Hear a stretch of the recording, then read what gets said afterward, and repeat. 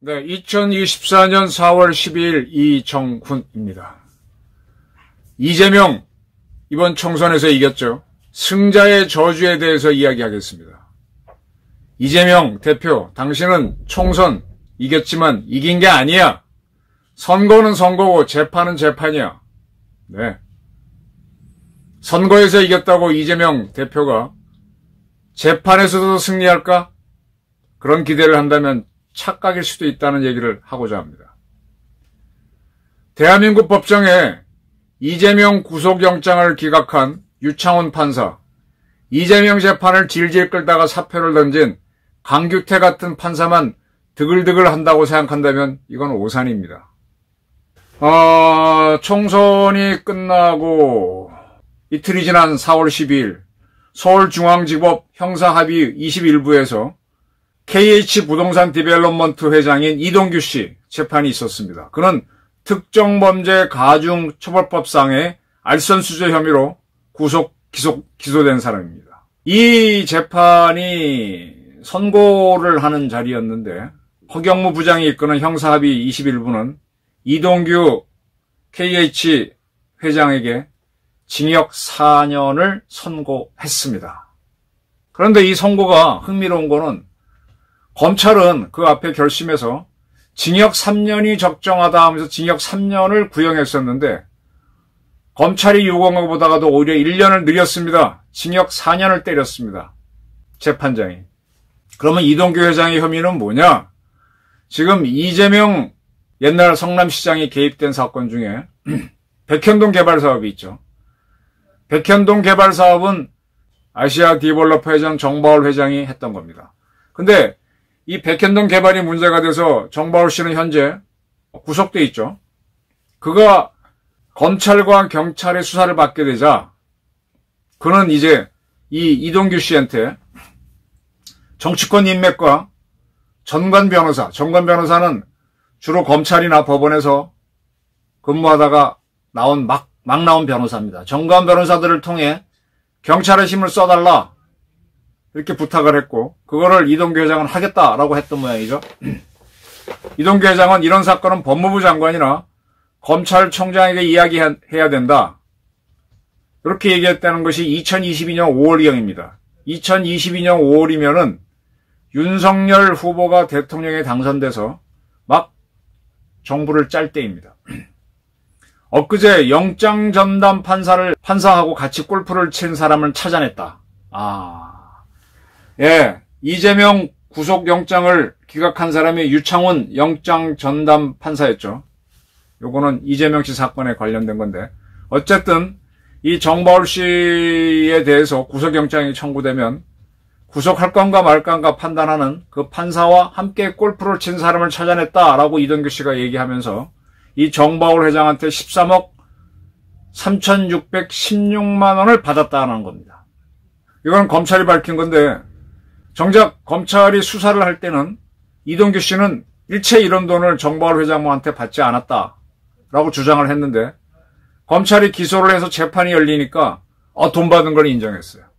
그가 인정한 데는 이 돈을 준 정바울 회장이 정치권 또는 수사기관에 영향력을 행사해서 나에 대한 수사를 무마하거나 나를 구속하지 않고 불구속 상태에서 수사를 받고 재판을 받게 해달라고 수차례 걸쳐 돈을 줬다라고 했기 때문입니다.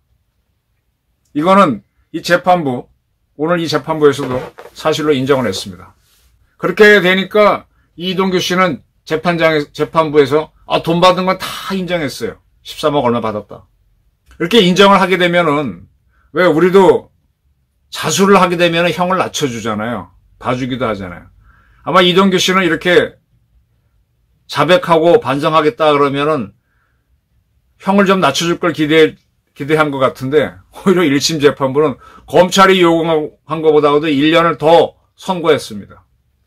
이 허 부장판사는 이 피고인의 죄질은 불량하고 범죄 후 정황이 좋지 못해 검사의 구형량을 넘어서 엄중하게 처벌해야 된다라고 하면서 추가로 1년형을 더 때렸습니다. 그러면서 이 이동규 씨가 이 정바울 씨한테 받은 13억 원을 추징하게 했죠. 그러면서 이런 이야기를 했습니다. 13억 원은 별거 아닙니다. 13억 원은 별거 아닙니다.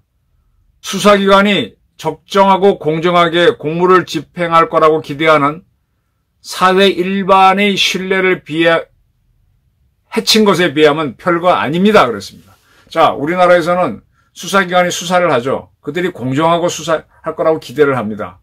정보화에 대한 수사를 공정하게 할 거라고 하는데 정보화라는 사람이 이동규 씨한테 돈을 줘서 13억을 이 13억을 갖고 이동규 씨가 어떻게 돈을 썼는지 안 썼는지는 확인되지 않았지만 움직였다. 라고 해서 검찰이나 경찰이 수사를 공정하게 안 했다. 그러면 우리 사회, 검경은 대한민국 국민의 세금을 받아서 공정하게 수사를 하고 기소를 할 거라고 기대하는데 그걸 무너뜨리면 사회 기강이 무너진다. 그 무너진 거에 비하면 13억 원은 아무것도 아니다라고 야단을 친 겁니다. 그러면서 1년 더 선고를 한 겁니다. 이런 판사도 있네요. 이재명이 연루된 백현동 개발 사건 디벨로퍼인 정바울 씨 사건. 그 정바울 씨가 불구속이나 또는 수사를 안 받도록 해달라고 해서 13억 원을 받아갖고 그 돈을 가지고 검찰이나 경찰 공무원한테 돈을 줬는지 안 썼는지는 이 재판에서는 확인되지 않았어요. 그러나 정바울 씨한테 돈을 받은 거는 준 사람이 줬다 그랬고 받은 사람도 받았다고 인정했습니다. 그래서 더 형량이 늘어났습니다. 이런 판사도 있습니다. 근데 이동규 씨가 뭐라 그랬는가 하면요. 돈을 받은 건 맞다. 그런데 정바울 회장과 동업하는 관계도 있고 또 금전 소비대차 계약이나 용역대가로 정당하게 받은 돈도 있기 때문에 돈이 섞여 있으니까 구별이 안 된다 그러는데 이에 대해서 이 재판부는 그렇게 얘기하면 진정으로 반성하고 있는 게 아니네. 당신 주장을 의심하게 만드네 하면서 1년을 더 때린 겁니다. 그리고 그걸 확인이 해서 정바울 회장한테 물으니까 정바울 씨는 아유 뭐 13억 원을 그렇게 섞어서 준 건 아니다. 난 잘 모르겠다 그랬고 또 이 정바울 회장한테 다른 용역을 받은 그 대가로 13억 받은 거단 주장에 대해서 그 증명해주는 직원들이 없었기 때문에 뻥이다. 근데 검찰이 수사할 때는 이동규 씨가 이 정바울 회장에게 대검 차장검사를 지낸 임정혁 변호사, 그 다음에 경찰청 총경을 지낸 변호사죠. 곽정기 변호사를 소개해줬다라고 밝혀냈었습니다. 이 두 사람은요, 현재 변호사법 위반 혐의로 기소돼서 이 서울중앙지법원에서 같은 재판에서 재판을 받고 있습니다. 여기서 이제 이동규 씨가 돈을 써서 이 두 사람을 어떻게 했는지, 변호사를 어떻게 했는지 나오겠죠. 근데 이 두 사람은 이 시점에 변호사였기 때문에 이 사람들이 만약에 경찰청에 있고 검찰청에 있었다면 뇌물이 되겠죠. 아주 심각한 문제가 되죠. 근데 변호사였기 때문에 조금은 빠져나갈 겁니다. 그러나 돈을 줬는지 안 줬는지는 여기서 나올 것이고 이 두 변호사가 이 정바울 씨를 위해서 뛰었는지 안 뛰었는지도 나올 것입니다. 그리고 정바울 씨가 이재명과 어떤 관계인지 또 차후로 나오겠죠. 자, 이재명 22대 총선에 승리해서 기분이 아주 좋을 겁니다. 그런데 선거 결과는 11일 날 나왔는데 바로 그 다음날인 12일 날 오늘 서울중앙지검 형사 34부에 출두했습니다. 무슨 재판인가 하면 김문기 씨가 이재명 때문에 자살한 거는 뉴스로 다 보셨죠. 자살한 김문기 씨, 그 다음에 백현동 특혜 발언 관련 공직선거법 위반 혐의 재판 때문입니다. 이재명 씨가 피고인입니다. 백현동 특혜를 줬다라는 거 아니다 기다 하는 게 공직선거법 위반 문제죠. 이걸로 이재명 씨가 재판을 받고 있는데 지금 이재명 씨는요. 자기 문제로 서울중앙지법원 3개 재판부에서 동시에 재판을 받고 있습니다. 그중에 한 재판에 오늘 나간 겁니다. 형사합의 34부 한성진 부장이 이끄는 재판부에 나갔습니다. 그런데 선거 전날인 4월 9일 때는 있었던 재판은 대장동 사건 배임 뇌물 혐의 재판입니다. 이재명 재판이죠. 그때는 기자들 앞에서 한 11분 동안 일장 연설을 하고 기염을 토했죠. 그리고 나서 선거를 이겼습니다. 그리고 선거가 끝나고 나서 서울중앙지법에 딱 나와서 자기 재판을 받게 되니까 일체 얘기를 안 합니다. 총선 압승 후 첫 재판인데 침묵 모드. 이날 재판에서는 아까 제가 금방 말씀드린 백현동 개발 특혜가 있었다 의혹을 받고 있죠. 그 정바울 아시아 디벨로퍼 회장이 증인으로 나온 재판입니다. 그리고 이재명 대표는요, 서울 고등법원 형사 1-1부에서 열리고 있는 김인섭 전 한국하우징 대표의 항소심 공판에서 김인섭 씨 측 증인으로 신청됐지만 재판부가 형사소송 규칙에 맞지 않는다고 해서 기각된 바가 있습니다. 지금 이 김인섭 씨는 아까 정바울 씨로부터 수십억 원을 받은 혐의로 기소가 됐고 1심에서 징역 5년을 선고받았어요. 그래서 2심에 들어가서 지금 재판을 받고 있는데 그가 자기한테 유리한 증인이라고 판단해서 이재명 씨를 불러달라고 그랬는데 2심 재판부가 너 형사소송 규칙에 맞지 않는다 이렇게 했습니다. 이렇게 되면은 김인섭 씨는 1심에서 받은 유죄를 그대로 이어질 가능성이 크죠.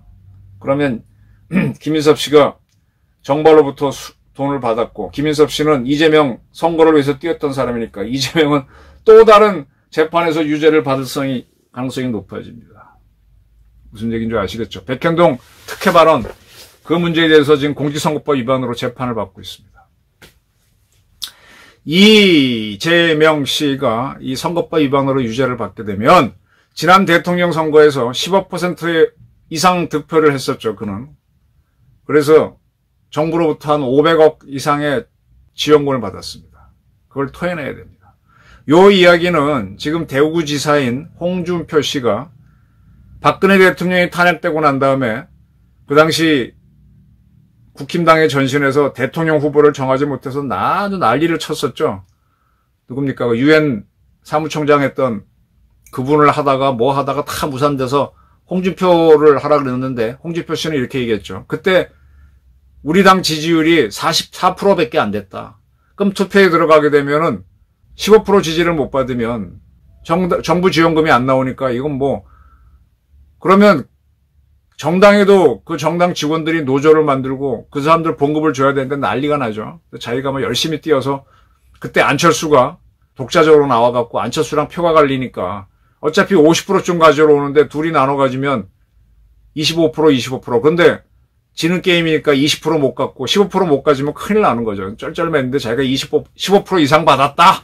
그렇게 살려낸 정당을 한동훈이가 이어받아가지고 이렇게 총선에 참패했으니 너 나가라 이렇게 얘기했던데 어쨌든 이 정부 지원금 500억 받는 건 굉장히 중요한 건데 이 재판 문제로 출석하게 된 이재명은 입을 열지 않습니다. 4월 9일 날은 재판부 앞에서 자기가 탄압받는 것처럼 일장연설을 했는데 또 하나 빅마우스 박지원 참 교묘한 사람이죠.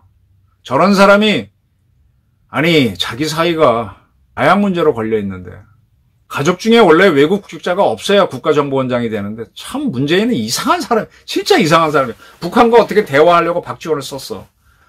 근데 그런 박지원 써도 북한이 만나주나요?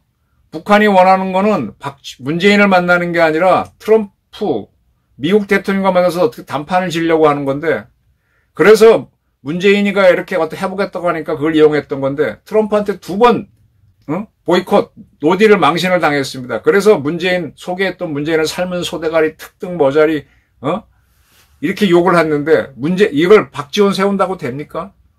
박지원 씨가 있을 때 일어난 게 뭐예요? 대한민국 해수부 공무원이 북한으로 갔는데, 그걸 총 쏴서 죽이고, 시신을 태워 죽이는데, 대한민국 정부는 가만히 있었잖아요.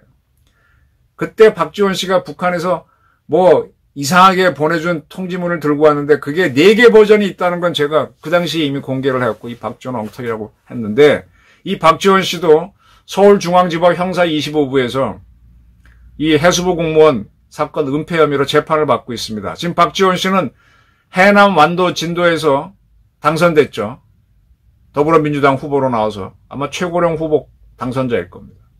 그때 문재인을 굿모닝 하면 문재인을 집어서 문모닝이라고 그런 별명까지 들었던 사람이 그런 사람을 국정원장으로 쓰는 것도 웃기고 또 그렇다고 해서 문재인을 위에 뛰어다니는 박지원도 웃기는 거고 지금 윤석열 정부가 참 약한 게 서해 해수부 공무원 사건 관련해서 왜 문재인은 기소 안 하냐 이거예요. 어쨌든 지금 박지원 씨는 기소가 돼서 지금 재판을 받고 있는데 국회의원 당선됐습니다. 기염을 통했지만 오늘 아무 얘기도 안 했습니다. 기자들 앞에서. 이 재판은 국정원이 관련된 거라서 비공개로 열리는데 이 재판에서 100만 원 이상의 벌금형이 나오면 그는 의원직을 토내놔야 됩니다. 이재명도 또한 유죄가 나오면 벌금 100만 원 이상이 나오면 의원직을 토해놔야 됩니다. 네, 제가 아까 호두에서 얘기했죠. 유창훈 판사하고 강규태 판사를 얘기했나요?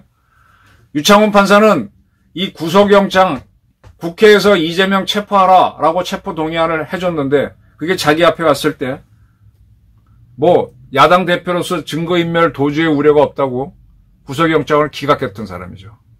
대한민국 재판부에 그런 판사만 있다고 보면 착각입니다.